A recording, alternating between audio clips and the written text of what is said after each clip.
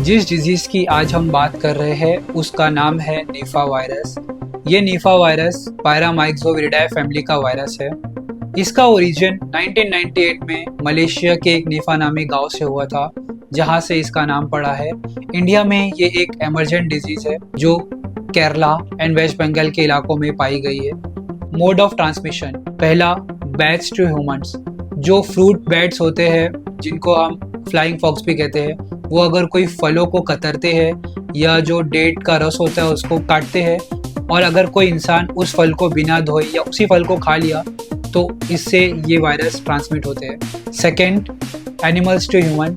Pigs में and कोई other जानवरों में भी ये वायरस पाए जाते हैं फ्रॉम बैट्स।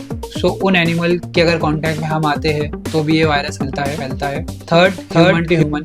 अगर हम कोई मरीज को बिना प्रोटेक्शन के, बिना मास्क के, बिना ग्लव्स के अगर उनके कांटेक्ट में आते हैं तो उनके सलाइवा, थूक, उनके ब्लड के जरिए भी इंसानों से इंसानों में ट्रांसफ़र होता है। इसके सिम्टम्स क्या है? तो इसका जो इंक्यूबेशन पीरियड है 4 से 14 दिन का होता है।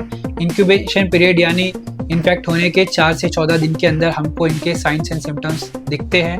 अर्ली स्टेज में बुखार आना, सर दर्द, गले में खराश, वोमिटिंग, सोर थ्रोट जैसे सिम्टम्स है। सीवियर स्टेज में पेशेंट जो है उनके ब्रेन में एंसेफेलाइटिस हो जाता है, यानी ब्रेन में इन्फेक्शन हो जा रहा है। डिजीनेस जैसा लग रहा है, पेशेंट को चक्कर आ रही है, पेशेंट को दौरे पड़ रहे हैं specially seizures, and patient coma में चला जाता है। इसका कोई भी इलाज मार्केट में अवेलेबल नहीं है, ना ही इसकी कोई वैक्सीन अवेलेबल है।